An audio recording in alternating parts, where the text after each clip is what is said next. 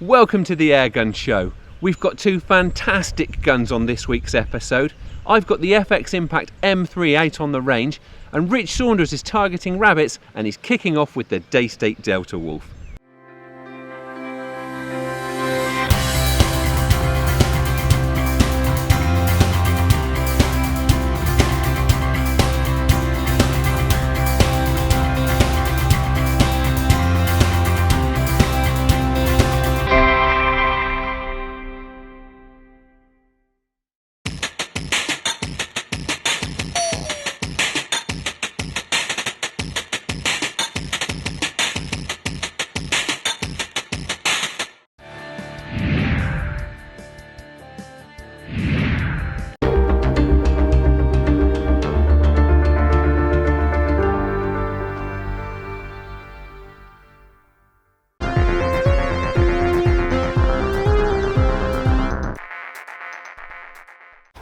Well, rabbits are on the menu tomorrow night, so no pressure.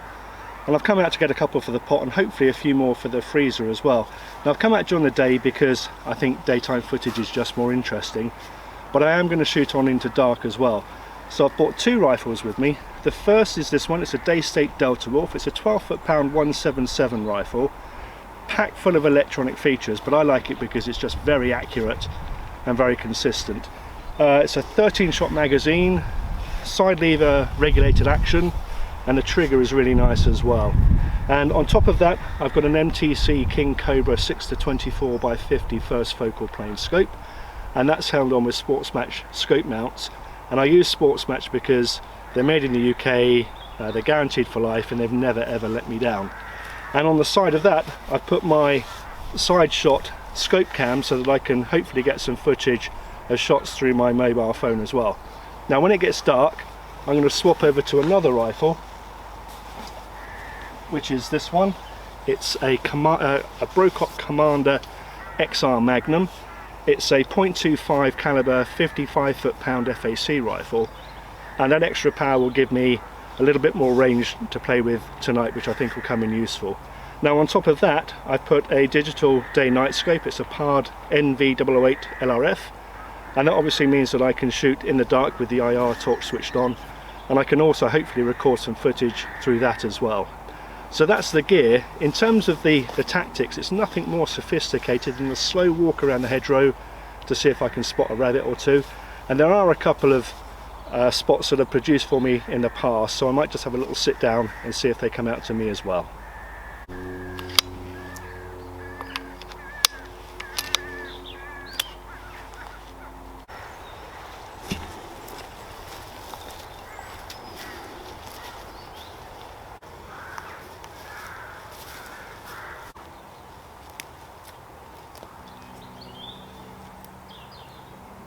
Rich is keeping to the shade to improve his chances of going unseen.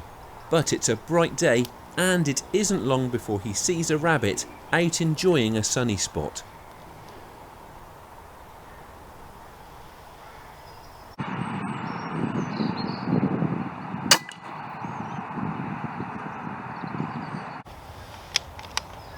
Well, that's always a big relief to get the first one in the pot. As is often the way, I just walked down the hedgerow and one just appeared out of the hedgerow about 30 yards away. Obviously he could see me but didn't quite know what to do. Was nice and side on, and yeah, cracked him right in the nut. A really nice clean kill. So that's the first one in the bag.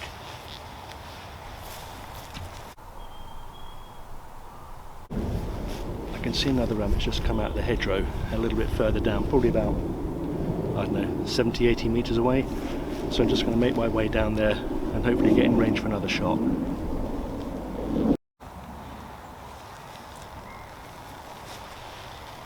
This time Rich is in full sun and his quarry is in the shade, but he's managed to creep within range.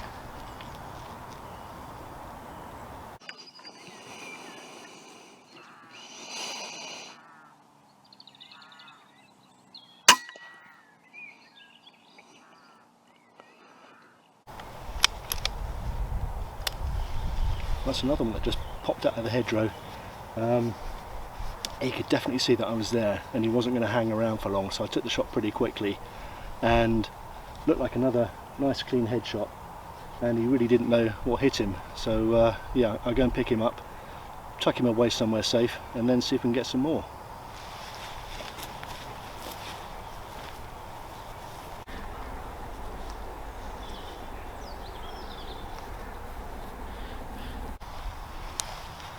Well, I've just walked down the hedgerow here, and this is quite a productive spot.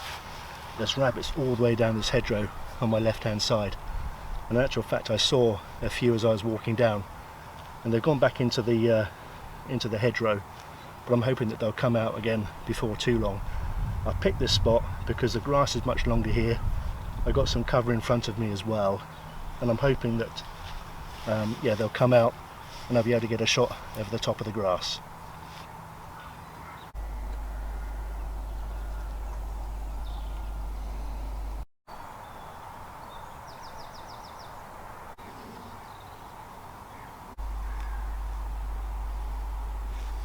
Rich's patient approach pays off, and it isn't long before he's rewarded with another chance.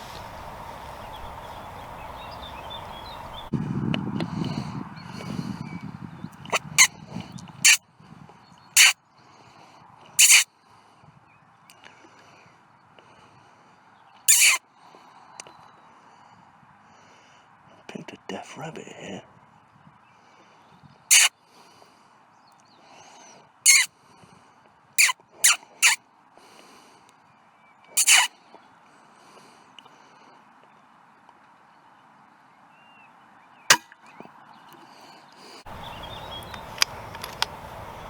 Well, that one just refused to put his head up.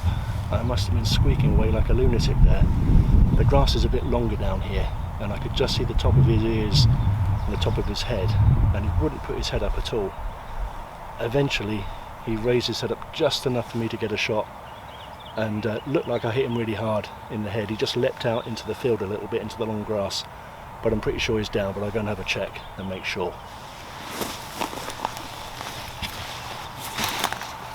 So I've managed 3 rabbits now, which is good, but I'm going to carry on shooting into dark, hopefully get a few more for the freezer.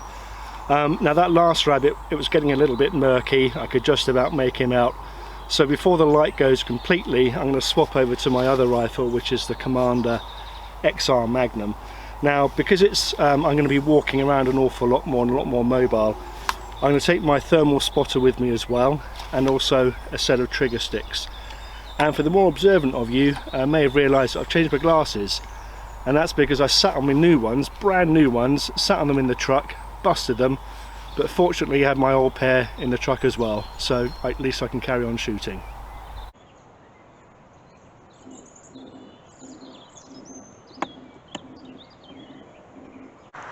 Well, I've got myself in a good little spot here. I've got lots of cover behind me, and I can cover the whole corner of this field, as well as a hedgerow that's running opposite me. Hedgerow's about 52, 53 metres away, I should think. So it's just a case of waiting for the rabbits to come out now.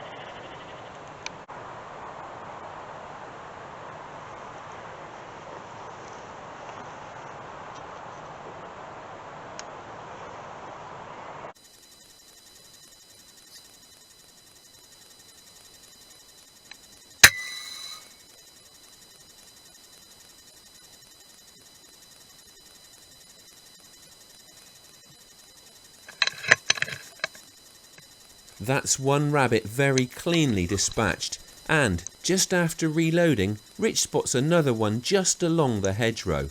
But can he make it a double?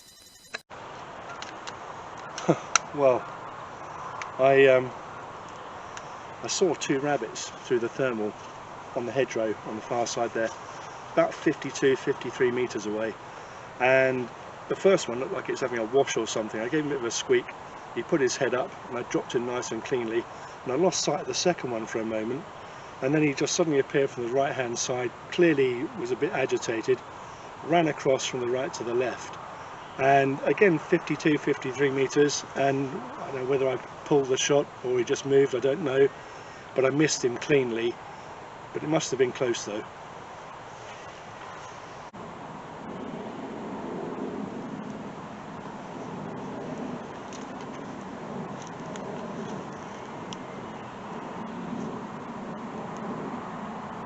There are plenty of rabbits along this bank, and Rich doesn't have to wait very long before he gets a chance to redeem himself.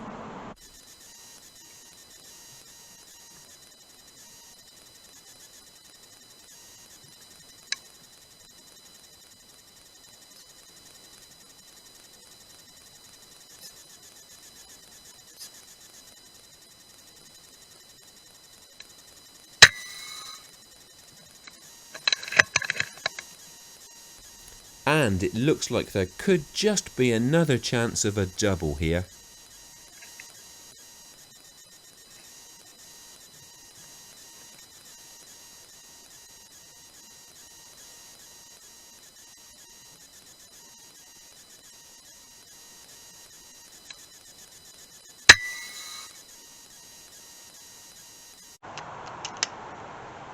Well, I managed to get my double that time. I saw two rabbits over here on the uncut part of the field, and the long grass was interfering with the rangefinder, and I couldn't quite get a bead on the first rabbit. So I gave him a bit of a squeak, and he stood up lovely and tall, and I managed to drop him nicely. Then the second one ran to the right a little bit, and I had to just move around to get around a big tall weed that of course he ran behind, and I got him too.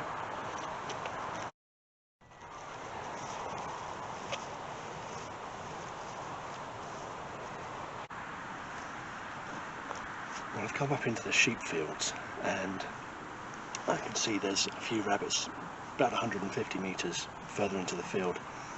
So I'm just going to walk down this lane here, and then hopefully I'll be able to get a shot over the top of the fence and into the field.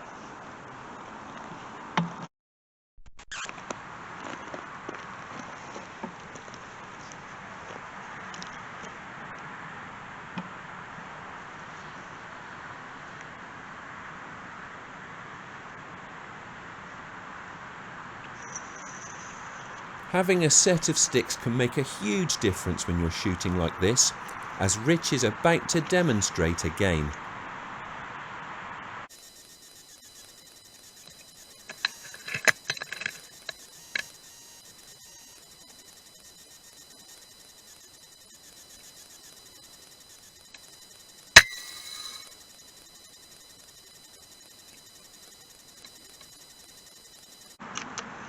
Well, that's exactly what we want to see. Really nice clean kill there. He obviously knew that I was around because he was very, very still, but sat perfectly sideways onto me like a knockdown target. I lasered him at about 46 metres, and I caught him just right because he absolutely collapsed. So really humane kill, that one.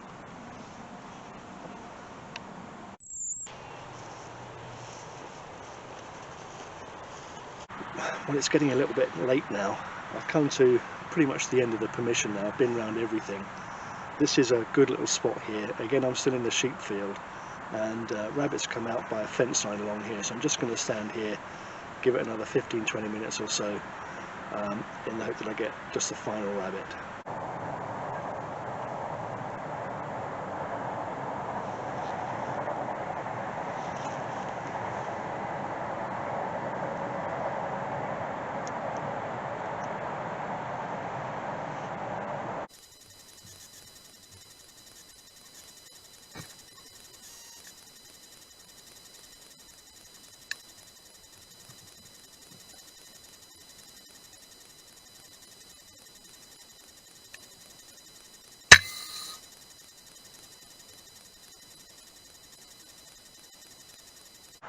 Well, that one went down nice and cleanly as well. I lasered him at about 38 metres, and he was turned ever so slightly away from me, kind of crouched down in the grass as well. But I hit him really, really cleanly, and he just collapsed, so that's another very clean kill, which I'm pleased with. I think I'm going to call it a night there. I've been round pretty much all of the permission now, and got, what, 7 or 8 rabbits. so at least we can eat tomorrow night and the rest can go in the freezer. Thanks for watching. A brilliant session on the rabbits for Rich there. Next up, I'm taking a look at the FX Impact M3.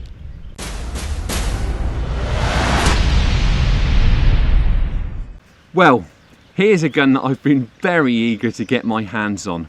It's the FX Impact M3, and literally everybody seems to be talking about it. Now, I'm a big fan of the Impact Mark II, but this model offers even more adjustability and refinement. Now, this is the sniper variant, which is high power, and there are also standard and compact models. Retail prices start at £1,845. Now, as I said, this is the sniper model, which has a longer 700mm barrel, but because of its bullpup design, it still only measures 97 centimetres with the supplied silencer fitted. Now, this version also has a larger 580cc carbon bottle, but it still weighs in overall at a relatively light 3.2 kilos. Now, all of the different models have different barrel lengths and bottle sizes, which obviously affects overall length and weight. What I can say is that this one feels really well balanced and is really comfortable in the shoulder. For stock, what there is of it remains very functional and tactical in appearance. Despite looking so minimal though, it still manages to make for a very comfortable fit. It still incorporates the AR-15 type pistol grip, which I really like. The cheek support has a nice curved edge, and the butt pad is height adjustable. There are plenty of Picatinny type accessory rails, one on the underside at the front for bipod attachment and one on each side. Now, the scope mount is also of the Picatinny type and has 20 MOA built into it to give you more vertical adjustment when shooting at extreme long range. That's just one of many special touches on the M3. Now, I really like the triggers on my Mark IIs, but the improved one on the M3 is even better. And it isn't just good for a bullpup, it is simply an excellent trigger. Now, the blade is adjustable for height, reach and angle, and there's loads of adjustment within the two-stage mechanism. Straight out of the box, it is a brilliant trigger. It's super predictable and very crisp. As with the Mark II, the safety catch is a switch type and it's nicely positioned just above and behind the trigger blade. Now, it's very easy to operate, and thumbing it into the fire position quickly becomes a subconscious action.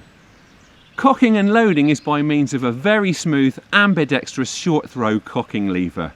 It now has a bigger handle which feels great even in gloved hands. The mechanism is slick and very fast. It makes for rapid reloading, and there's no fumbling around when you need a quick follow-up shot with this gun. And that cocking and loading mechanism runs a brilliant high capacity magazine. It looks to be the same mag as on the Mark II.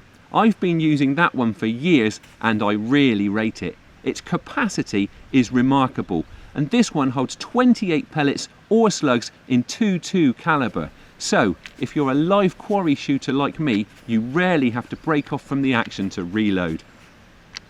This gun features the brilliant Smooth Twist X barrel, which shoots great with pellets and slugs, and the heavy version is a proven performer with heavier slugs. It has the usual changeability, so you can swap the barrel out to change caliber, barrel length and twist rates to exactly match it to the ammo of your choice. That means you can get the exact setup to suit your requirements. Staying with the theme of adjustability, that is one of the big features on the M3. Now, tunability was one of the big pluses of the Mark II, but with the M3, the job is even easier. Adjusting hammer spring tension is now a completely tool-free job. You have a macro power wheel at the back, which has 16 different levels. It's much easier to comprehend than the version on the Mark II, which was a combination of numbers and letters. In front of that wheel is the micro fine adjuster, which is also clearly marked and tool free. That makes even more delicate tweaks. Now, what I really like is the fact that both those adjusters have a ring around FX's standard value. So if you've done a tune and want to set it back to FX's recommended settings, you can quickly and easily do just that. And the adjustability doesn't end there. You can also tweak the valve via the knob above the bottle attachment.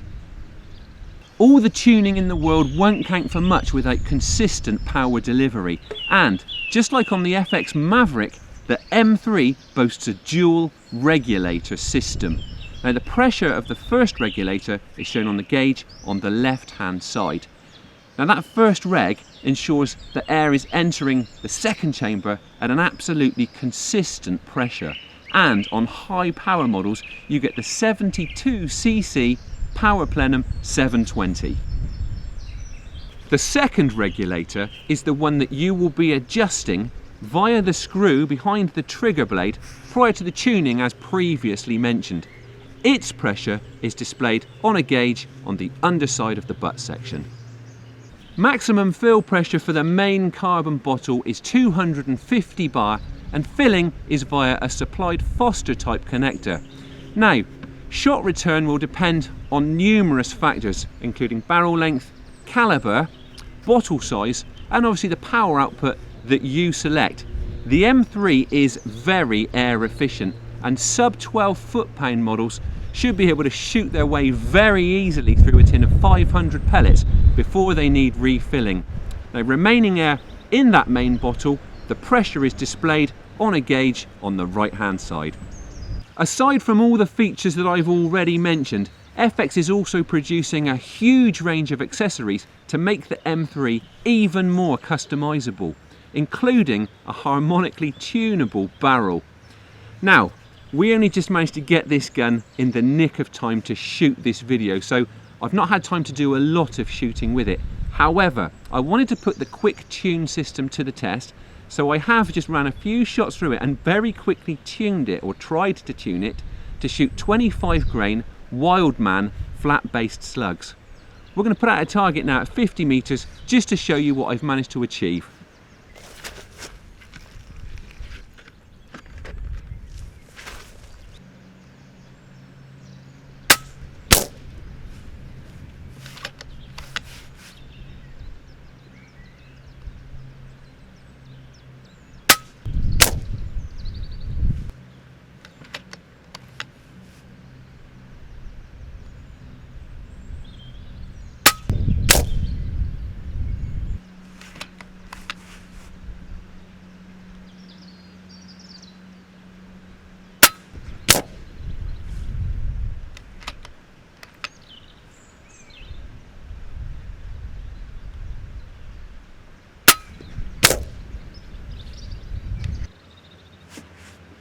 Well, that was indeed a very quick tune, and while I'm sure I could do better given more time, that's a pretty respectable 50 meter group.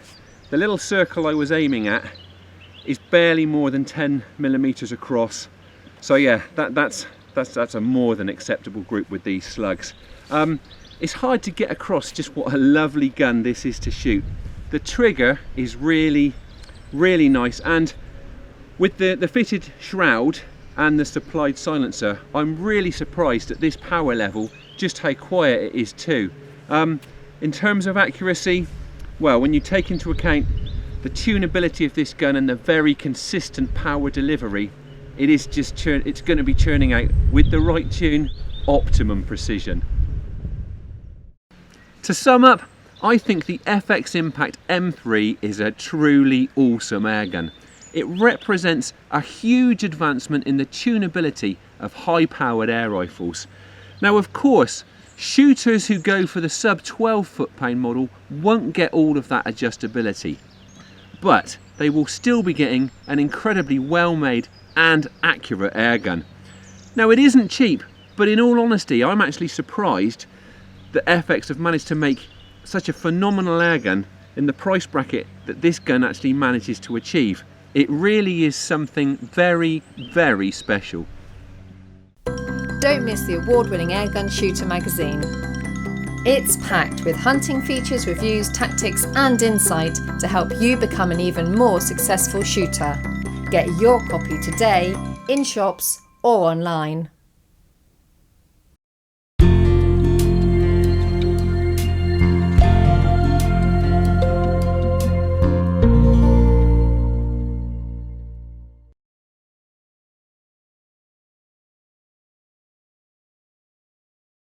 I'm afraid that's all we've got time for this week, but as ever, we'll be back again in a fortnight.